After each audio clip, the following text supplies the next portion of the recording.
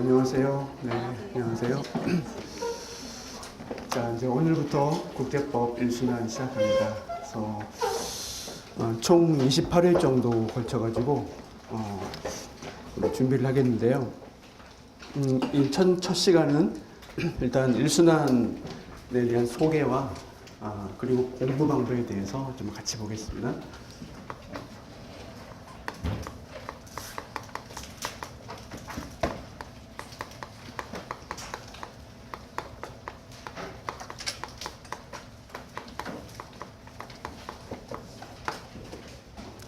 자, 이걸 우리가 설명해야 하는 이유는 우리 강의 계획서 보면 아셨겠지만 좀 복잡해요. 그래서 제가 설명을 해야 여러분들이 이 시스템을 잘 따라올 수 있어요. 그래서 이제부터 제가 설명할게요. 지금 오늘 자료가 한 5개 나왔고 그리고 책들이 좀 나왔죠.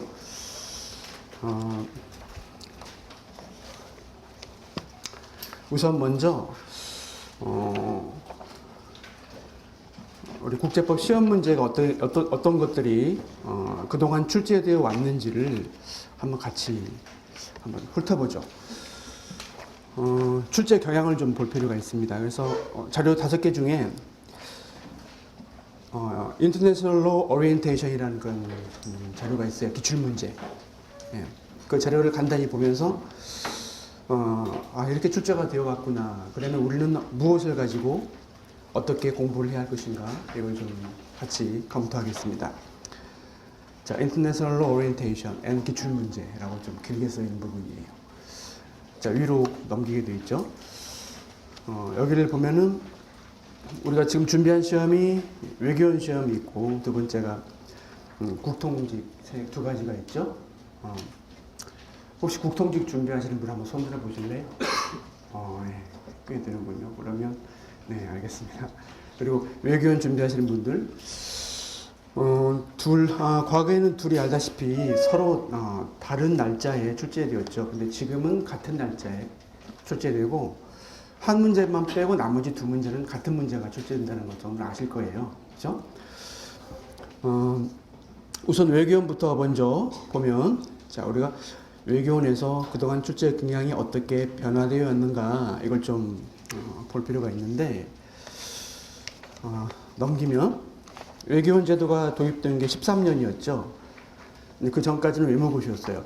근데 13년도, 14년도 또 넘기고 15, 16, 17, 18 그리고 금년 19년까지 이 출제 경향이 자꾸 변했어요. 물론 당연히 변했겠죠. 변했는데 이제 최근에 와서 18년이라든지 19년을 보게 되면 외교원 같은 경우 5페이지 여기에 나와요. 18년도 기출문제 분석, 그 다음에 대비책, 6페이지 19년도 기출문제 분석, 대비책 이게 나옵니다.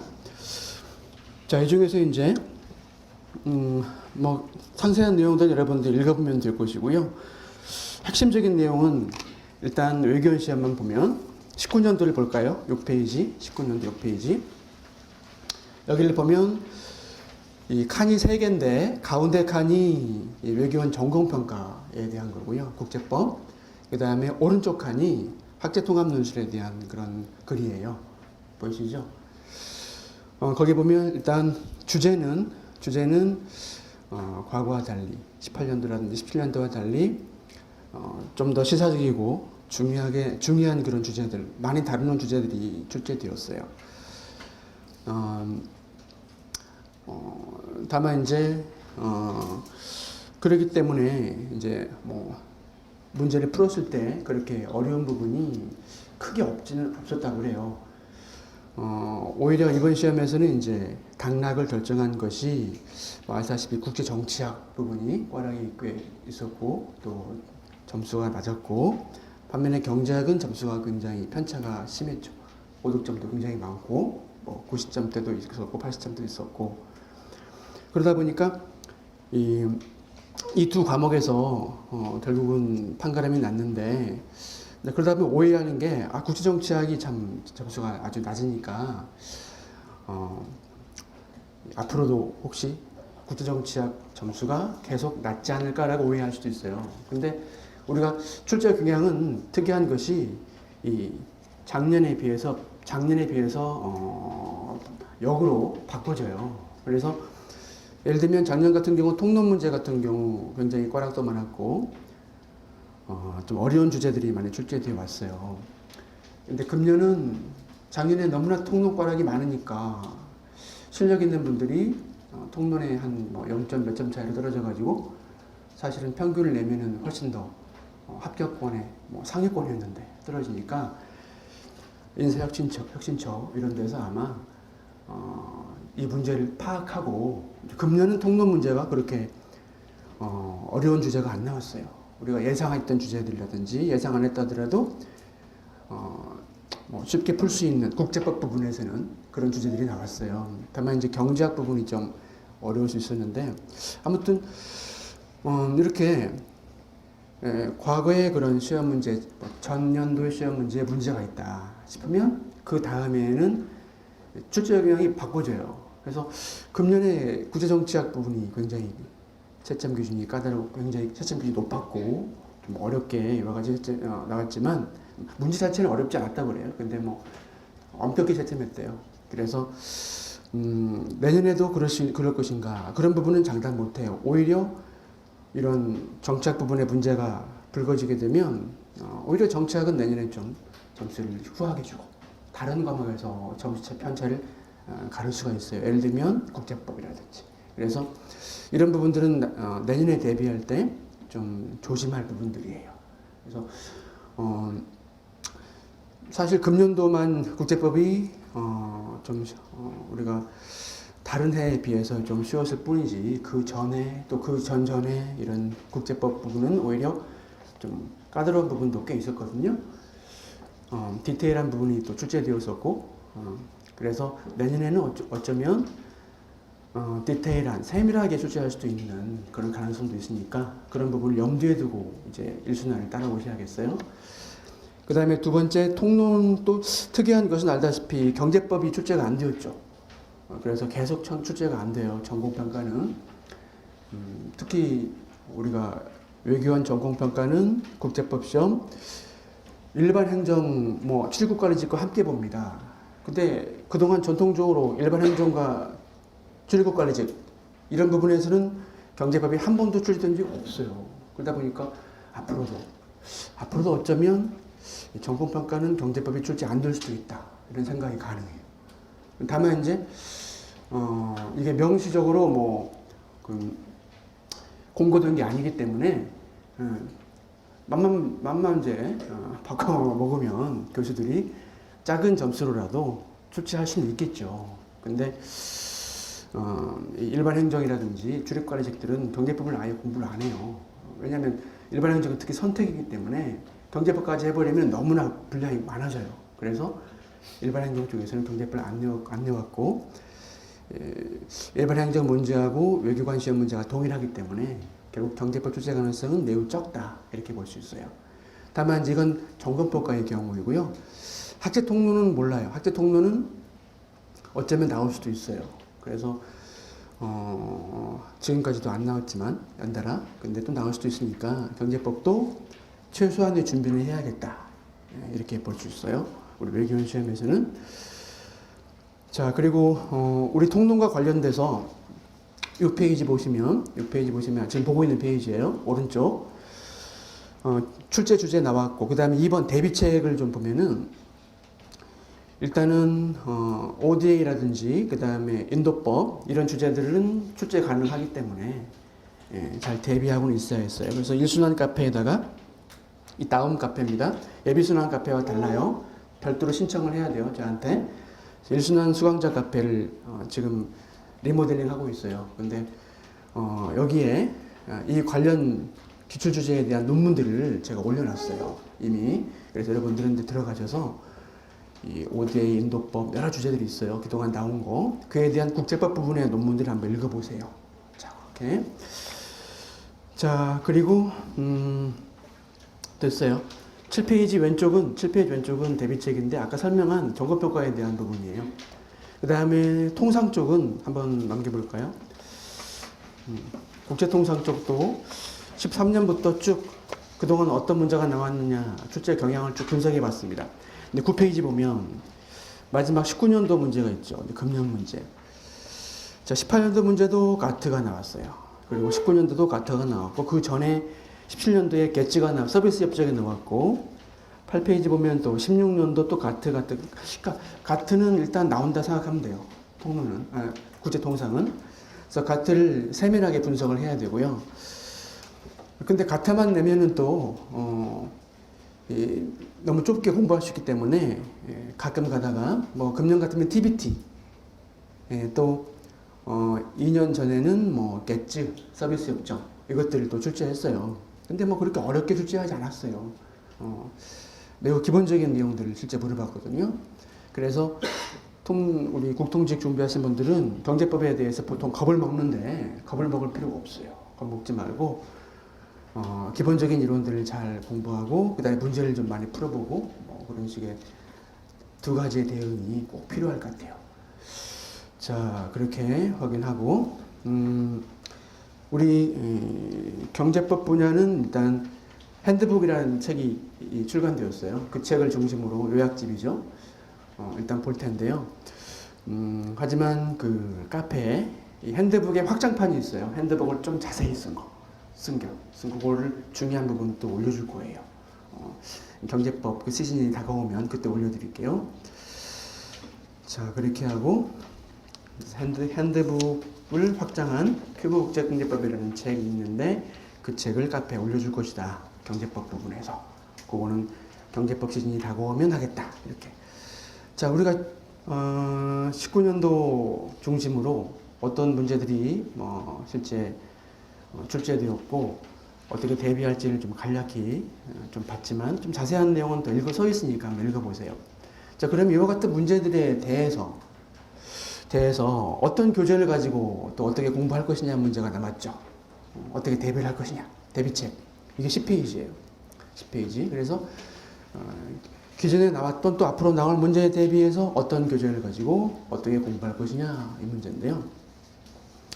일단은 이 교재는 정유소 교수님 책하고 김재승 교수님 책이 물론 가장 유명한 그런 교과서잖아요. 근데 이 두 교과서 다 장단점이 있어요. 한마디로 말하면 국제법론은 장점이 최근의 그런 이론적 경향을 잘 소개해요. 영문 그런 교과서라든지 글을 잘 번역해서 소개하는 장점이 있고 또 깊다는 장점이 있는데 단점은 좀 읽기가 어렵죠. 영문을 거의 직역했기 때문에 한글로 자연스럽게 읽기가 힘들어요. 반면에 신국제법 강의는 한글로 자연스럽게 읽을 수 있고 또 굉장히 서러운 결론이 굉장히 좋아요. 그래서 아마 읽으면은 여러분들은 아마 이 책에 반할 거예요. 매력에 빠질 거예요, 진짜로. 근데 단점이 뭐냐면 일부 부분에서 좀 부족한 부분들이 있어요. 그런 부분들은 각 줄을 보면은 논문을 소개하시거든요. 근데 논문을 보라는 거죠. 근데 아무튼 그런 부분들이 있긴 한데 어쨌든 간에 둘 교과서가 양대 교과서인데 그렇다고 두 개를 다 세밀하게 보면 시간이 너무나 오래 걸리고 그래서 이 중 하나를 여러분이 선택하는 것도 괜찮아요. 그 다음에 두 번째는 이 두 교과서를 단권화한 것이 이제 우리가 공통교재로 진행할 이 워크북이라는 그런 책이에요. 그래서 워크북 1, 2가 있어요. 그래서 워크북 2까지는 지금 가져올 필요는 없고 좀 무겁죠. 그래서 원만 가지고 다니고 판례집하고 원하고 케이스 문제 세집 세 가지만 가지고 오시면 돼요. 그리고 나눠준 어떤 프린트물 이렇게 가지면 돼요. 우리 국제법은 신국제법 강의는 우리가 직접 보지 않아요. 우리 강의에서는 그런 시간이 없어요. 그 대신에 스터디를 제가 짜줄 테니까 여러분들이 국제법론 스터디반, 신국제법 강의 스터디반이 있어요. 그걸 같이 여러분들 읽으면서 같이 공부하시면 돼요. 우리 대신 우리 강의에서는 이 두 책을 단권화한 책이 여기 있는 워크북 책이에요. 그래서 2018년에 제가 출간했는데 이제 추록을 좀 이번에 아마 나눠줄 거예요. 그래서 추록과 그 다음에 여기 있는 워크북 두 가지 강한이죠. 두 가지를 같이 보면은 사실상 근대성경책하고 정의성경책 두 권을 보는 거나 마찬가지예요. 그래서 정리하면 어떤 교재를 주교재를 선택할 것인가? 이 질문이죠. 답은 교과서를 해도 된다. 국제법론이나 신국제법 강의 어느 거든지 관계없다. 장단점을 가려서 하라. 또 세 번째, 이 워크북을 가지고 워크북 우리가 직접 다루는 이 교재를 가지고 이 단거나 또는 주된 교재로 삼아도 괜찮다. 실제로 합격생들도 충분히 이런 교재를 가지고 공부했었고 또 이 교재는 2순환 때도 3순환 때도 계속 보기 때문에 그래서 1순환 때 같이 보면은 물론 같이 보겠습니다만 2, 3순환 때 반복 업데이트가 되기 때문에 여러 번 보는 효과가 있어요. 이렇게 그래서 교재를 4가지 첫 번째 국제법론, 두 번째 신국제법 강의 아니면 워크북 마지막으로 요약집이 있어요. 요약집은 여러분들이 사군에서 사시면 돼요. 구매하면 돼요. 예비 때는 나눠드렸는데 이번에는 1순환 때는 1순환 이후부터는 구매를 원하는 분만 하세요. 요약집 가지고 우리가 강의는 안 나가요. 다만 요약집을 왜 우리가 소개하냐면 이 워크북 1, 2가 분량이 굉장히 많거든요. 그래서 아무래도 두 권을 단거나 있고 거기에 추가로 논문을 단거나 하고 또 여러 가지 문제도 집어넣고 또 영어 교과서 이것도 같이 집어넣은 단거나 교재가 워크북이기 때문에 분량이 굉장히 많아요. 그러다 보니까 분량이 치여가지고 헉헉대다가 결국은 전반적인 흐름을 못 잡을 수 있거든요. 이럴 때 요약집은 굉장히 도움이 돼요. 요약집을 한번 쭉 읽으면 예를 들어서 워크북이 한 10페이지에 해당하는 게 요약집은 한 페이지 정도나 2페이지 정도에 들어있어요. 그래서 그렇게 보면은 좀 빠르게 볼 수 있다는 장점이 있어요. 그래서 이 네 가지 중 하나를 주교재로 여러분이 삼으세요. 어떤 걸 삼을지는 여러분들이 스스로 판단하세요. 왜냐하면은 각자 스타일, 취향이 있기 때문에 판단하시고 만약 주교재를 예를 들면 거기 써 있죠. 첫 번째 줄 국제법 강화는 참았다. 그러면 사실 국제법 강화만으로도 충분하긴 한데 혹시 이 강화의 모태가 되는 원본이 되는 게 국제법론이나 논문이나 신국제법 강화거든요. 그래서 강화를 읽다가 뭔가 의구심이 들거나 좀 자세히 알고 싶다 하면 이 책들을 참고서로서 활용하면 좋아요. 또 요약집도 함께 보면서 내용을 간단히 정리해도 괜찮아요. 그렇죠? 이렇게 하시고 만약에 책을 읽다가 국제법론이나 신국제법 강의를 읽다가 이쪽이 더 낫다 이 파트는 예를 들어 영토치독은 신국제법 강의 파트가 낫다 하면 그 부분만 신국제법 강의 가지고 공부하면 되는 거예요. 융통성 있게.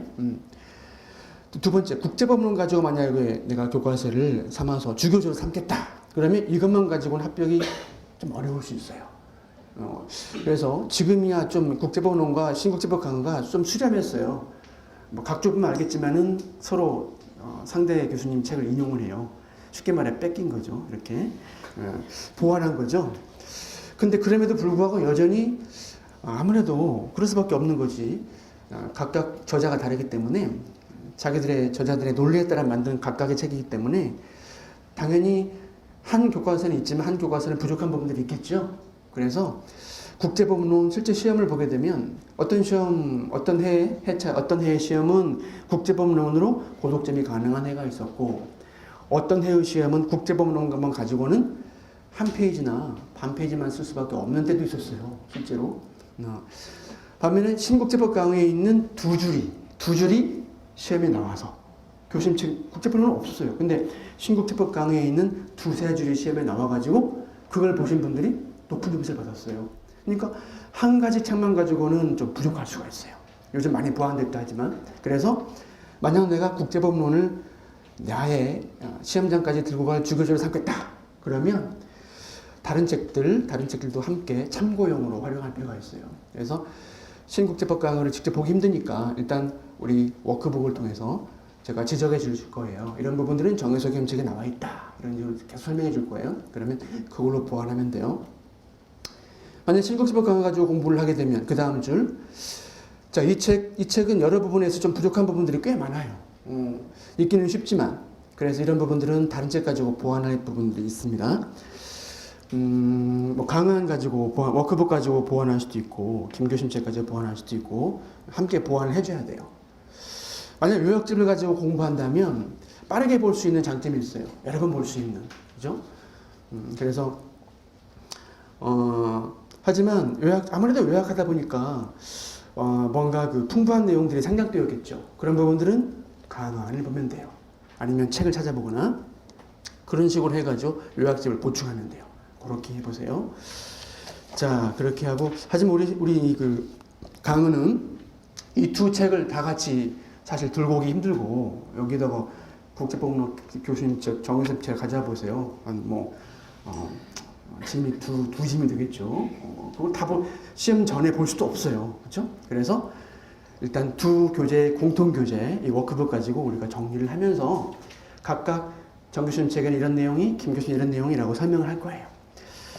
자, 그럼 이런 교재를 가지고 이제부터 공부를 할 텐데, 여기에서 이제 어떻게 공부를 해야 할 것이냐 하는 문제가 생겨요. 그래서 이번 1순환 때는 일단은 강의를 하고 그 다음에 시험을 볼 거예요. 그래서 혹시 강의 계획서를 갖고 있어요? 갖고 있으면은 없는 분은 그냥 들어보세요. 제 얼굴이 나와 있는 그 그림이 있습니다. 예. 1교시 때는 이런 짓 안 했는데 데리타서 가지고 이렇게 했습니다. 네. 아무튼 넘기면은 그렇죠. 1페이지 넘기지 말고요. 우선 강의는 자, 물론 아까 말한 워크북 교재를 가지고 우리가 또 케이스 문제 해설집을 가지고 판례집을 가지고 하겠지만 시간을 보게 되면 오늘 6시 40분부터 했지만은요. 내일부터는 6시 10분 괜찮아요? 괜찮겠어요? 10분? 어려운 분 손들어 보세요. 10분. 좀 어렵겠다. 솔직히. 예, 괜찮군요. 6시 10분부터 시작하겠습니다. 그래야 보강을 안 하거나 줄이거나 할 수 있으니까 안 해야겠죠. 아무래도. 그 다음에 시험 있는 날에는 뭐 앞에 모의고사, 뒤에 있는 모의고사 일정대로 하면 되겠죠. 그래서 2페이지. 시험 없는 날은 6시 10분부터 한다. 그리고 시험 있는 날은 2페이지. 5시 50분부터 시험을 진행합니다. 5시 50분부터.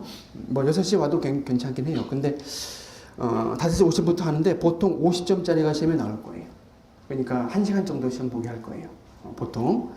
다만 예외적으로 아주 극히 예외적으로 여러분의 그런 어려움을 생각해서 극히 예외적으로 2시간 시험을 보긴 보는데 그걸 한 번 보거나 뭐 2번 보거나 할 거예요. 아무튼 그래서 진도를 보아가면서 하게 하겠고요. 실제로 시험장에서 이 2시간 시험 경험이 적으면 굉장히 어려운 경우도 많이 봤어요. 그래서 2시간 시험 경험을 하는 것도 좋아요. 일단은 일반적으로 1시간 시험을 할 것이다. 그래서 40점이나 50점으로 아마 출제될 겁니다. 그리고 이때 모의고사는 세 문제로 나눠집니다. A형, B형, C형으로 구분할 겁니다. 그래서 이 C형은 학제통합논술 문제입니다. 아주 여러분이 초보자 같은 경우는 아무래도 학제통합논술을 다루기는 어렵겠지만 그래도 지금까지 경제학 했죠? 정치학 했죠? 그러니까 국제법만 하고 있잖아요. 남았잖아요. 그래서 통합논술 문제도 풀 수 있어요. 그리고 학제통합논술 문제를 안 푼다 하더라도 카페에 그동안 제가 출제했던 그런 통합논술 문제 은행, 뱅크 문제 은행을 올릴 겁니다. 그래서 카페에 보면 굉장히 어느 정도 양이 꽤 돼요. 주제별로, 각 단원별로 그동안 냈던 통합논술 문제를 올릴 텐데요. 경제학 그 답안지를 제가 올릴 겁니다. 그래서 우리 한현웅 교수님께서 이제 함께 참여하고 있거든요. 근데 그분이 그동안 이 경제학 그 문제를 출제를 해왔어요. 그리고 해설도 해왔는데 이번에는 해설까지 이 카페에 올릴게요. 경제학 해설까지. 네, 그렇게 하고 그리고 B형은 A형과 B형은 이건 케이스 문제입니다. 케이스 문제. 그래서 전공평가도 되고 구통직도 A형, B형 중 하나를 선택하면 돼요. 그래서 A형은 뭐냐면 여기 갖고 있는 국제법 케이스 문제 해설집 여기에서 그대로는 안 내고 조금 변형하거나 많이 변형해서 낼 거예요. 그래서 우리 강의 시간에 일단 풀어주거든요. 이 케이스 문제 해설집을 그 속에서 나올 거예요. 그래서 거의 유사하게 큰 틀은 이게 A형이에요. 그래서 케이스 문제 해설집과 유사하게 거기 문제와 유사하게 나오는데 변형해서 나온다. 조금 추가하거나 해서 이게 A형. 그 다음에 B형은 정말 새로운 문제예요. 여기 케이스 해설집에 없는 새로운 문제를 출제할 텐데요. 자, 이거는 좀 어려울 수도 있어요. 그래서 좀 공부하신 분들, 어느 정도 공부하신 분들이 도전해도 괜찮은 문제, 또 처음 하시는 분들도 어차피 강의 때 다 해설을 해주기 때문에, 설명해주기 때문에 B형에 도전해도 괜찮아요. 그래서 두 문제로 A형, B형을 이제 통상식은 쓰면 되고요. 그 다음에 외교는 A, B, C 셋 중 하나를 선택해서 쓰면 되겠어요. 됐죠? 통론 문제를 지금 쓸 수 없다 하면 나중에 그냥 해설만 읽어보고 나중에 정리해도 괜찮아요. 자, 그렇게 하고 시험은 수요일, 토요일 두 번에 걸쳐서 하게 됩니다. 그리고 토요일은 주의할 점이 보통은 우리가 강의한 다음에 그 다음에 시험 본 다음에 그 다음에 강의하죠.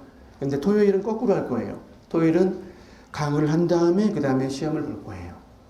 강의를 한 다음에 시험을 보는데 그러면 보통 어떤 학생들은 그냥 집에 가버려요.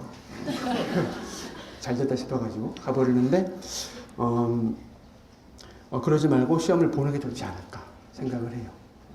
그래서 아무튼 강의한 다음에 시험을 볼 것이고요. 그 다음에 됐어요. 그 정도로 하고 이런 시험 문제를 가지고 우리가 보고 강평은 이제 강평 시간을 따로 마련해서 물론 이제 6시 10분부터 아마 시작할 겁니다. 문제를 충실하게 해설을 해줄 겁니다. 그리고 스터디 안내인데요. 스터디 안내는 우리가 이제부터 이걸 나눠줄 거예요.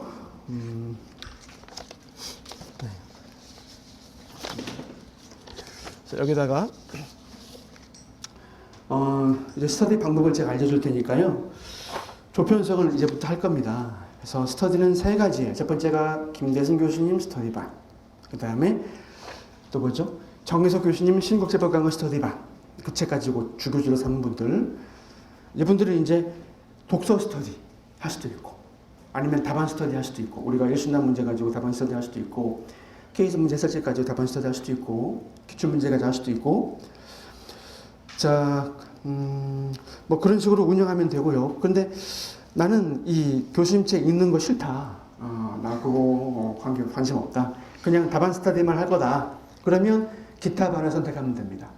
기타반을. 그래서 제가 이제부터 이거 나눠줄 테니까요. 이쪽부터 읽어보시면 스터디 편성표를 해가지고 이렇게 이름하고 연락처하고 준비하는 시험, 성별 같은 거 쓰게 했어요. 성별 쓰세요. 왜냐면 남자만 모여놓으니까 재미가 없대요. 그래서 힘들다고 하면서 이 적절한 비율을 할 거예요. 서로 조화가 되게 남녀간에. 그래서 성별을 쓰고 그 다음에 준비한 시험 어떤 기간들이라든지 2차 시험 몇 번 본 거 그걸 써주면 제가 그걸 참조를 해서 이렇게 좀 조를 좀 편성해 주고요. 근데 혹시 그동안 스터디를 해왔거나 아니면 앞으로 내가 스터디를 어떤 사람 하고 싶다 그러면 그 사람의 이름을 쓰세요. 그렇게 하면 같이 묶어줄게요, 스터디에. 자, 그리고 됐어요. 그래서 일단 오늘 뭐 결정을 하는 건 아니고요. 오늘, 내일, 모레 추석 전까지 계속 이거 돌릴 테니까요. 원하는 분만 쓰시고 원하지 않는 분은 안 써도 되고요. 또 썼다 해도 지워도 괜찮아요. 자, 그렇게 하세요. 자, 그러면은 여기서 이렇게 돌리겠습니다. 자, 그렇게 하고 이제 두 번째, 세 번째 스터디 안내했죠. 마지막으로 카페인데 자, 우리 나눠준 자료 중에 5개 자료 중에 하트 표시가 있을 거예요. 여기 스터디 무료 특강 답안지 1:1 클리닉 수강자 카페 이벤트 5가지. 그래서 스터디 안내 했습니다. 그래서 이 페이지에 나옵니다. 그래서 원하는 분만 써라. 1번 모임 3가지 반이 있다. 임시 연락 조정을 제가 선정할 겁니다. 그분은 처음만 연락해주면 돼요. 그 다음부터 여러분들이 만나서 어떻게 할지를 독서를 할지 아니면 답안지를 같이 볼지 스터디 할지 결정을 하세요. 그리고 8명을 제가 짜주면 너무 많다 싶으면 4명씩 나눠도 괜찮아요. 소수로 해도 괜찮아요. 혹시 시험 보신 분들은 2차 경험 있으신 분들은 내가 뭐 어떤 과목에 얼마큼 나왔다 이런 점수를 서로 공개하면 서로 좋아요. 서로 공개하면 예를 들어 내가 국수정치학을 70점 나왔다. 근데 국제법이 40점대다. 근데 옆에 있는 사람 보니까 국제법이 70점대야. 근데 국제정치학이 40점대야. 그러면 서로 보완이 되겠죠. 그렇게 하면 더 좋을 것 같아요. 근데 제 생각에는 거의 다 초보자들이라서 그래도 한번 해보세요. 제가 그걸 고려해가지고 짜줄 테니까요. 그리고 무료 특강 같은 경우는 2회가 있는데요. 고민하다가 경제법 쪽을 할 생각입니다. 왜냐하면 이 경제법을 지금 보면은 3회나 2회로 잡고 있는데 조금 더 해야 할 것 같아요. 그래서 4회나 5회로 하기 위해서 경제법 무료 특강을 더 할 겁니다. 그래서 경제법 부분은 특히 통상직이 중요하기 때문에 이 무료 특강을 통해서 더 보완해 줄 겁니다. 자, 그리고 1대1 답안지 클리닉인데요. 이건 16일부터 시작할 겁니다. 16일부터. 이게 뭐냐면, 아마 이번 주 수요일 날 1회 시험 볼 거예요. 1회 시험. 아마 이게 9, 10, 11일 날 1회 시험을 볼 것이고요. 그 다음에 추석 있죠? 추석 때 제가 좀 욕심이 많아요. 시험 문제지를 나눠줄 겁니다. 물론 추석 때 나눠주는 건 아니고, 이 수요일에 나눠줄 겁니다. 나눠줄 겁니다. 그러면 부담 갖지 마세요. 50점 정도로 이제 하게 되는데, 문제를 받으면은 집에서 놀지만 말고 공부를 해가지고 월요일 날 제출하세요. 월요일 날. 물론 안 해도 괜찮아요. 관계없어요. 16일 날 이렇게 제출을 하면 제출하신 분만 채점해서 이렇게 해줄게요. 채점자가 채점해 줄 겁니다. 자, 그래도 이걸 우리가 재택시험이라 했으면 집택자 있을 때자 집에서 공부하면서 시험을 본다. 그래서 3일간 또는 4일간 공부하시고 월요일날 제출할 분만 제출하시고 나는 제출하기 싫다면 제출하지 마시고 그러면 돼요. 자, 근데 이제 월요일날 3시 45분부터 4시 45분까지 제가 이 학원에 올 거예요. 아직 장소는 안 정해졌어요. 아마 우리 학원에서 장소를 공지할 텐데요. 그러면 한 1시간이죠. 1시간 동안 제가 기다릴 테니까 예를 들면 뭐 1회 시험 채점을 받았다. 그러면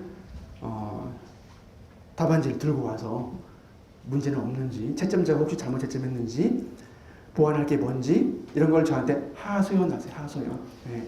보통 하소연을 합니다.